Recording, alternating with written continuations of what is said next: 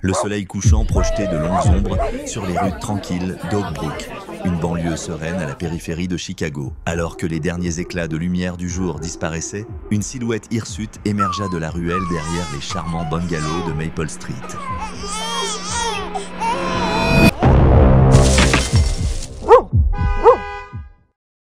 Rusty, un vieux chien de race mixte Golden Retriever avec un museau grisonnant et des yeux marrons pleins d'âme, se dirigeait doucement le long du trottoir, ses pattes usées avançant avec la prudente délibération d'un chien ayant vécu une longue vie. Autrefois un animal de compagnie chérie, Rusty se retrouvait seul au monde après le décès de son propriétaire âgé. Maintenant, il errait dans les rues d'Oak Brook, un doux vagabond qui se faisait aimer de nombreux habitants. Malgré de nombreux efforts pour l'emmener dans un refuge, Rusty réussissait toujours à échapper à la capture, préférant la liberté de l'extérieur à la confinement d'un chenil. Alors que Rusty effectuait son parcours habituel du soir, il s'arrêta au coin d'Hellman et de Forth, où Madame Abonny, une veuve au grand cœur, laissait toujours un bol d'eau fraîche et des croquettes sur son porche. Le vieux chien but avec bonheur l'eau rafraîchissante, sa queue remuant avec gratitude en reconnaissance d'une telle gentillesse. « Te voilà, vieux fripon !» appela Madame Abonny depuis sa fenêtre. « Prends soin de toi ce soir, d'accord ?» Rusty leva les yeux, ses yeux intelligents semblant comprendre chaque mot. Il répondit par un doux aboiement avant de poursuivre son chemin, son nez frémissant alors qu'il captait l'odeur du dîner flottant des maisons voisines. Alors qu'il approchait du parc communautaire Stockbrook, un son faible attira l'attention de Rusty. Ses oreilles se dressèrent, se tournant pour localiser la source du bruit. C'était quelque chose qu'il n'avait jamais entendu auparavant, un cri aigu et désespéré qui tirait sur ses instincts canins. Curieux mais inquiet, Rusty quitta son chemin habituel, suivant le son qui le conduisit au parc. Le cri devenait plus fort à mesure qu'il s'approchait d'une rangée de poubelles près de l'aire de jeu. Son nez travaillait à plein régime alors qu'il tournait autour des conteneurs en métal, essayant de localiser la source de ce bruit troublant. Enfin, il s'arrêta au dernier container, se redressant sur ses pattes arrière pour regarder à l'intérieur. Ce que Rusty y vit fit battre son cœur la chamade. Blotti parmi des emballages de fast-food jetés et des journaux froissés se trouvait un petit paquet qui remuait. Un bébé humain, âgé de seulement quelques jours, enveloppé dans une fine couverture, son visage plissé par l'inquiétude alors qu'il criait faiblement. Bonjour. Si cette histoire vous a plu, abonnez-vous à la chaîne. C'est gratuit et rapide, mais pour nous, ça fait toute la différence. Grâce à vous, nous pouvons continuer à créer de nouvelles histoires chaque jour.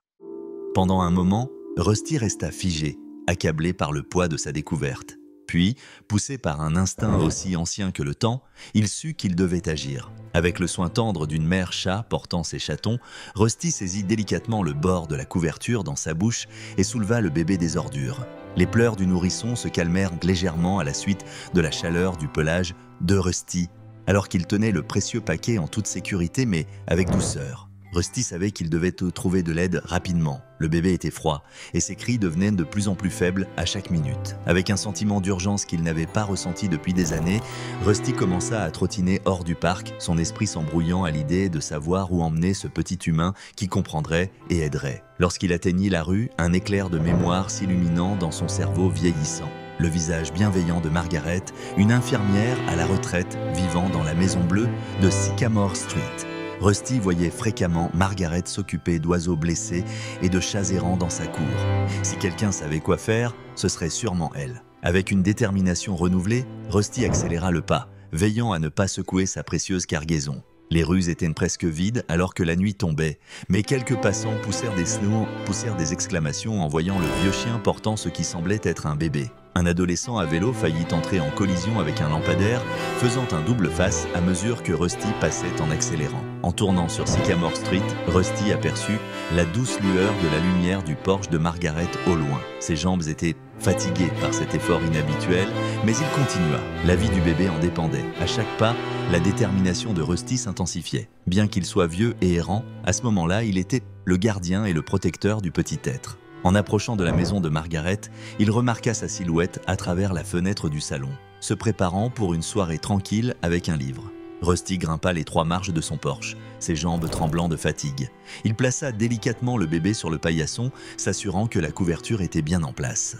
Rassemblant ses dernières forces, il laissa échapper une série d'aboiements aigus et urgents, des sons qu'il n'avait pas émis depuis des années. À travers la fenêtre, Rusty vit Margaret sursauter et lever les yeux de son livre. Il aboya à nouveau, espérant qu'elle se précipiterait rapidement vers la porte. Le bébé remua, laissant échapper un cri faible juste au moment où les pas de Margaret approchaient. Rusty recula d'un pas, le cœur battant. Il avait fait tout ce qu'il pouvait. Maintenant, il était temps pour Margaret de sauver cette précieuse vie. La lumière du porche s'alluma et la porte commença à s'ouvrir. Lorsque la porte s'ouvrit en grinçant, les yeux de Margaret s'écarquillèrent de quêtières de choc. Au début, elle ne vit que Rusty, le chien errant du quartier qu'elle avait admiré de loin, mais son regard tomba alors sur le paquet à ses pieds, et elle s'exclama « Oh mon Dieu !» Margaret s'agenouilla, ses mains tremblantes, cherchant la couverture, ses instincts de soins infirmiers se mettant immédiatement en action. En déroulant le nourrisson, un visage minuscule, bleu de froid, apparut. « Toi, pauvre petit !» murmura-t-elle, prenant le bébé dans ses bras et le tenant près d'elle. Rusty gémit doucement, sa queue remuant de soulagement. Margaret regarda le vieux chien, un mélange d'admiration et de gratitude sur son visage. « Toi, petit malin !» dit-elle, sa voix chargée d'émotion. « Tu as sauvé la vie de cet enfant. » Avec le bébé à l'intérieur, Rusty entra, refusant de laisser son précieux charge en dehors dans la douce lumière de son foyer. L'œil entraîné de Margaret évalua rapidement la situation. Le bébé était dangereusement froid, sa respiration superficielle. « Tiens bon, petit !»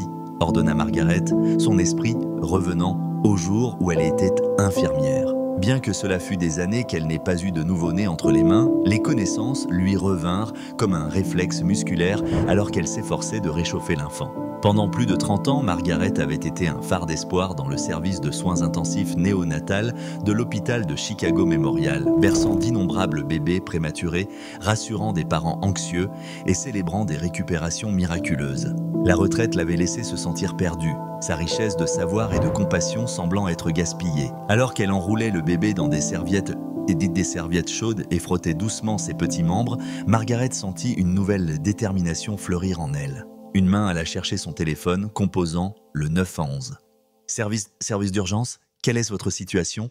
demanda une voix calme à l'autre bout du fil. « C'est Margaret Thorne au 1542 Sycamore Street. » répondit-elle, son ton stable malgré l'adrénaline qui lui courait dans les veines. « J'ai un nouveau-né, possiblement âgé de seulement quelques jours, souffrant d'hypothermie. J'ai besoin d'une ambulance tout de suite. » Alors qu'elle relayait les détails à la dispatcher, Margaret continua de s'occuper du bébé. Peu à peu, sa couleur s'améliora et ses cris devinrent plus forts. Rusty était assis à proximité, n'ôtant jamais ses yeux du nourrisson, gémissant de temps en temps comme pour lui apporter du soutien. Quelques instants plus tard, des sirènes retentirent au loin. 2 ambulanciers, une jeune femme nommée Aisha et son partenaire expérimenté nommé Frank, firent irruption par la porte. « Par ici !» appela Margaret, tenant toujours le bébé. Alors que les ambulanciers s'approchaient, ils passèrent leurs regards entre Margaret, l'infant, et Rusty, essayant de comprendre la scène. « Madame, pouvez-vous nous dire ce qui s'est passé ?» demanda Aisha, s'agenouillant auprès de Margaret et se penchant pour prendre son sac médical. Margaret raconta rapidement le sauvetage remarquable de Rusty, observant les expressions des ambulanciers passer d'une concentration professionnelle à une admiration émerveillée. « Je suis dans ce métier depuis 20 ans, dit Frank, secouant la tête d'incrédulité. Mais je n'ai jamais vu quelque chose de semblable. Ce chien est un héros. » Alors qu'Aisha se préparait à transporter le bébé, Margaret ressentit sous des nids un regret à l'idée de le laisser partir. « J'ai été infirmière du NICU pendant 3 décennies, expliqua-t-elle. Serait-il possible que je vous accompagne à l'hôpital ?» Les ambulanciers échangèrent des regards avant d'acquiescer. « Votre expertise pourrait être inestimable, » répondit Frank. Lorsqu'ils se dirigèrent vers l'ambulance, Rusty tenta de suivre. « Oh, nous ne pouvons pas le laisser !» insista Margaret. « Il a sauvé cet enfant. Il mérite de voir cela jusqu'au bout. » Bien que cela soit contre le protocole, les ambulanciers, émus par les circonstances extraordinaires, laissèrent entrer Rusty dans l'ambulance. Alors qu'ils se rendaient rapidement vers Chicago Memorial, Margaret tenait le bébé contre elle, la tête de Rusty reposant sur ses genoux. À leur arrivée, ils furent accueillis par le Dr Liam Reeves, le pédiatre de garde. Ses sourcils se haussèrent de surprise en voyant le groupe inhabituel sortant de l'ambulance. 2 ambulanciers, une femme âgée, un chien et un tout petit patient. « Margaret !» s'exclama-t-il, reconnaissant son ancienne collègue. « Ce bébé a besoin d'une attention immédiate et attend de voir comment elle est arrivée ici. » Alors qu'il se précipitait dans la salle d'urgence, Margaret expliqua rapidement au Dr Reeves le sauvetage incroyable. L'expression du médecin pâlit lorsqu'il examina le nourrisson. « Mon Dieu !» murmura-t-il, « si ce chien n'avait pas trouvé ce bébé quand il l'a fait… » Il laissa sa phrase en suspens, n'ayant pas besoin de terminer cette pensée sombre. Alors que l'équipe médicale s'efforçait de stabiliser l'enfant, Margaret retomba instinctivement dans son rôle d'infirmière, apportant des insights et une aide qui s'avérèrent inestimables. Au départ sceptique quant à la présence d'une infirmière à la retraite et d'un chien errant dans sa salle d'urgence, le Dr Reeves se trouva rapidement reconnaissant de l'expertise de Margaret et de la présence apaisante de Rusty. Les heures passèrent rapidement dans un flou d'activité. Alors que l'aube se levait, le Dr Reeves s'approcha de Margaret qui était assise sur une chaise avec Rusty à ses pieds. « Margaret, dit-il, sa voix lourdement préoccupée, nous avons stabilisé le bébé, mais nous avons découvert autre chose, une rare condition congénitale nécessitant des soins spécialisés. » Le cœur de Margaret se serra. Après tout ce que le bébé avait subi, maintenant ça, elle baissa les yeux vers Rusty, dont les yeux d'âme la regardaient en retour. À ce moment-là, elle prit une décision. « Je reste, déclara-t-elle. Ce petit a besoin de toute l'aide qu'il peut obtenir. Je ne suis peut-être plus infirmière, mais j'ai encore quelque chose à offrir. » Le Dr Reeves acquiesça, un léger sourire se dessinant sur ses lèvres. « J'espérais que tu dirais cela.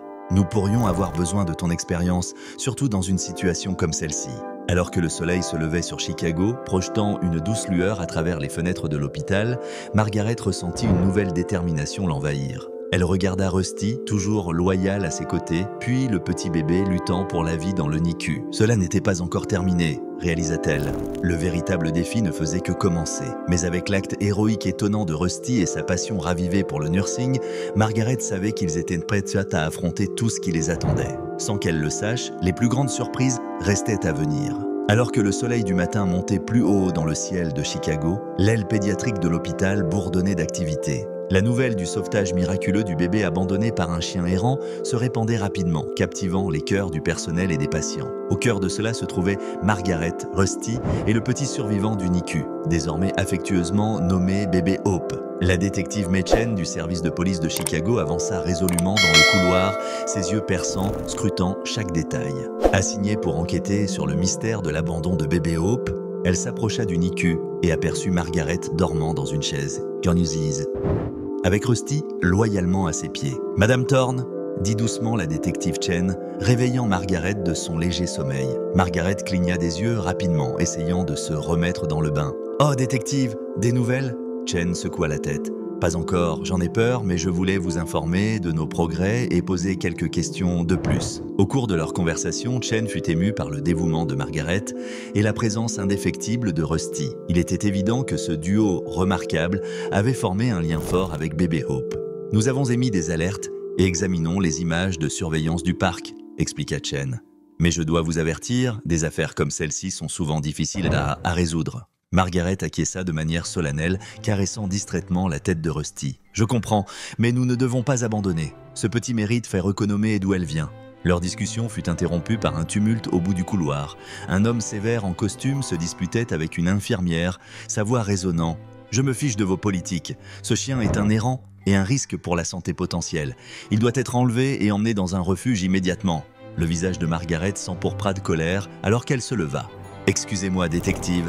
s'exclama-t-elle, marchant vers la confrontation avec Rusty juste derrière elle. En s'approchant, elle reconnut l'homme comme étant Gerald Hawkins, le responsable du contrôle animal local. Quelqu'un avec qui elle avait eu des conflits précédemment en défendant les animaux errants du quartier. « Monsieur Hawkins ?» interjecta Margaret, sa voix ferme. « Rusty n'est pas qu'un chien errant. C'est un héros qui a sauvé la vie d'un bébé. Il a tout à fait le droit d'être ici. » Hawkins plissa les yeux.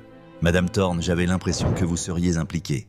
Héros ou non, les règlements sont des règlements. Ce chien doit venir avec moi. Le Dr Reeves, attiré par le tumulte, les rejoignit. Quel est le problème ici ? demanda-t-il. Alors que la situation était expliquée, le Dr Reeves parut pensif. Monsieur Hawkins, bien que je comprenne vos préoccupations, la présence de Rusty a été incroyablement bénéfique pour bébé Hope. Il marqua une pause, une idée lui venant à l'esprit. Que diriez-vous si nous enregistrions officiellement Rusty en tant que chien thérapeutique en formation ? Les yeux de Margaret s'illuminèrent devant cette suggestion, mais Hawkins resta sceptique. Ce n'est pas comme ça que cela fonctionne. Il y a des procédures, des certifications. Que nous sommes prêts à accélérer, contre-attaqua le Dr Reeves. Étant donné les circonstances extraordinaires, je suis sûr que nous pouvons trouver un arrangement. En attendant, je prendrai personnellement la responsabilité de la présence de Rusty ici. Hawkins était clairement mécontent mais ne put pas argumenter contre l'autorité du médecin. « D'accord, concéda-t-il, mais je surveillerai cette situation de près. » Avec un dernier regard furieux envers Rusty, il partit en trombe. Alors que la tension retombait, Margaret se tourna vers le Dr. Reeves avec gratitude. « Merci, Liam. Je ne sais pas ce que nous ferions si Rusty devait partir. » Le Dr. Reeves sourit, mais son expression demeura sérieuse. « C'est le minimum que je puisse faire. Mais Margaret, nous devons discuter de l'état de bébé Hope.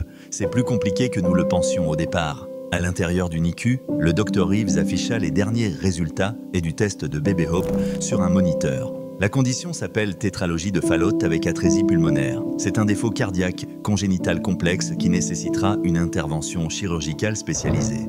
Margaret poussa un léger soupir, ses années d'expérience lui rappelant la gravité de la situation. « Oh, Liam, quelles sont les chances ?»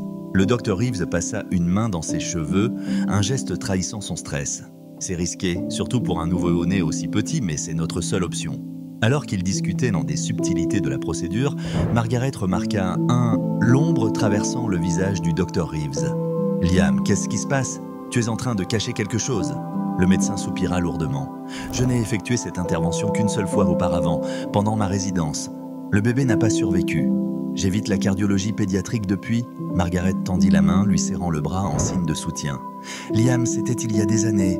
Tu es l'un des meilleurs médecins que je connaisse. Si quelqu'un peut le faire, c'est toi. » Leur conversation fut interrompue par une infirmière entrant en trombe. « Dr. Reeves, Mademoiselle Thorne, il y a un couple dans la salle d'attente qui prétend être les parents de Baby Hope. » Échangeant des regards surpris, Margaret et Dr. Reeves se précipitèrent vers la salle d'attente, Rusty trottinant juste derrière. Là, ils trouvèrent le détective Chen en train de discuter avec un jeune couple semblant nerveux mais impatient. « Monsieur et Madame Ellison », dit le détective Chen alors que Margaret et Dr. Reeves se joignaient à eux.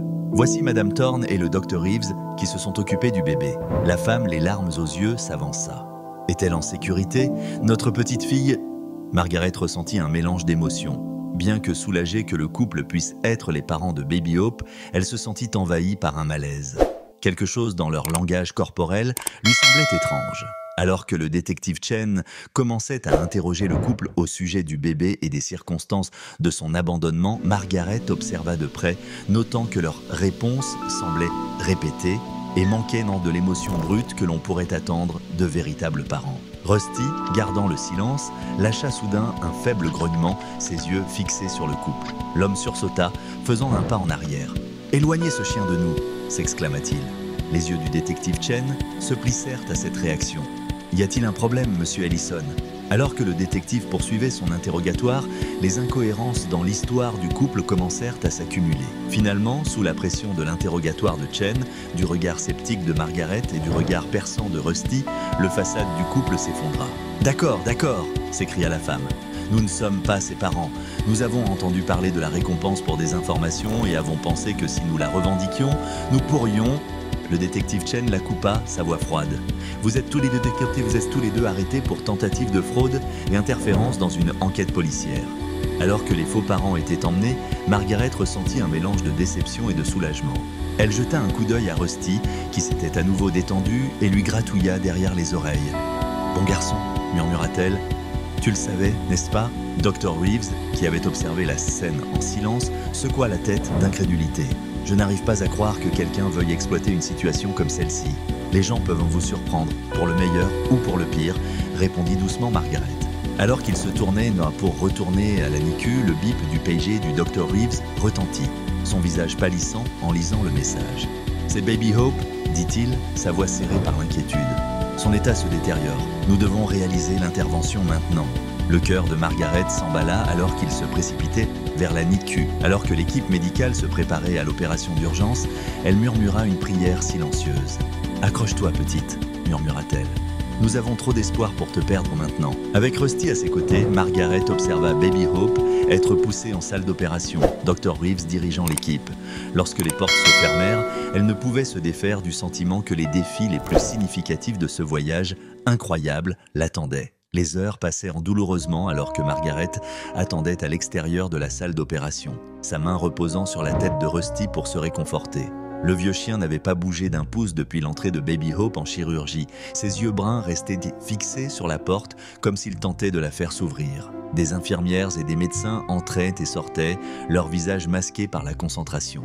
Chaque fois que la porte s'ouvrait, le cœur de Margaret s'emballait, espérant des nouvelles. Mais ce n'est que lorsque le ciel s'assombrit d'un indigo profond que Dr. Reeves émergea enfin, sa Charlotte en main et l'épuisement gravé sur son visage. « Margaret !»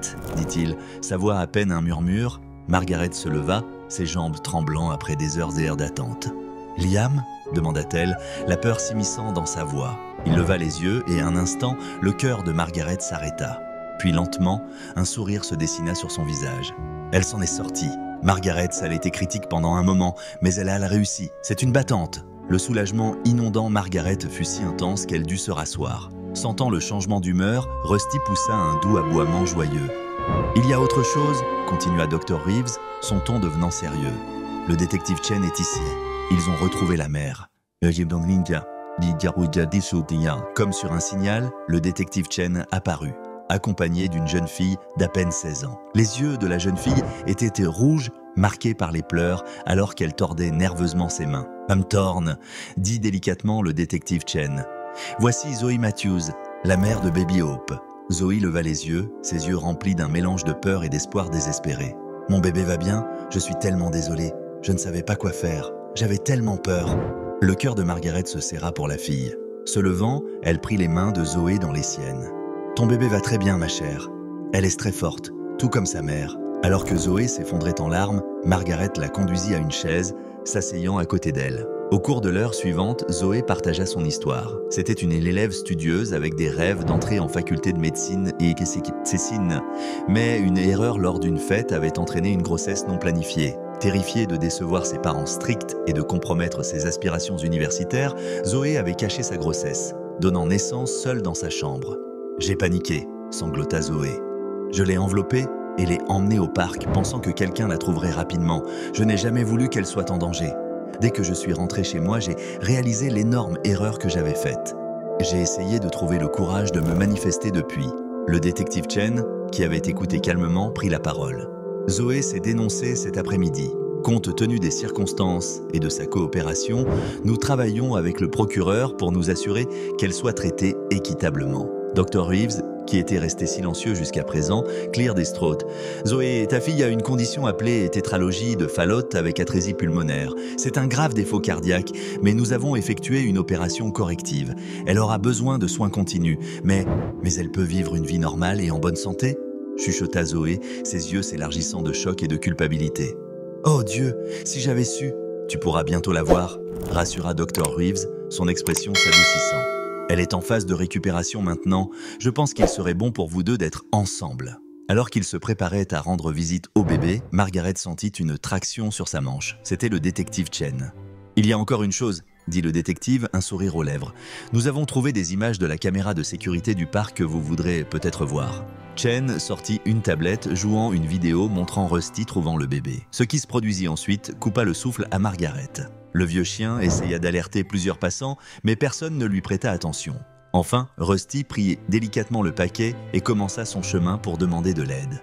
Il savait exactement ce qu'il faisait, dit Chen avec émerveillement. C'est comme s'il comprenait que le bébé avait besoin de plus d'aide que la prochaine personne qui passait. Des larmes coulèrent sur les joues d'un verre de Margaret alors qu'elle s'agenouillait, enroulant ses bras autour de Rusty. « Toi, merveilleux, brillant garçon !» murmura-t-elle, le cœur débordant d'amour et de gratitude. « Tu es plus qu'un héros, tu es un ange gardien. » Dans les jours qui suivirent, une frénésie d'activité entourait Baby Hope, qui fut désormais officiellement appelée Lily Hope Matthews. Les parents de Zoé, initialement choqués et en colère, se rallièrent autour de leur fille et de leur petite-fille avec amour et soutien. Les services sociaux travaillèrent en étroite collaboration avec la famille pour s'assurer que Zoé et Lily reçoivent l'aide nécessaire. Incapable de se détacher du cas de Lily, Margaret sortit de sa retraite pour travailler à temps partiel dans la NICU, avec Rusty à ses côtés en tant que nouveau chien de thérapie en formation à l'hôpital.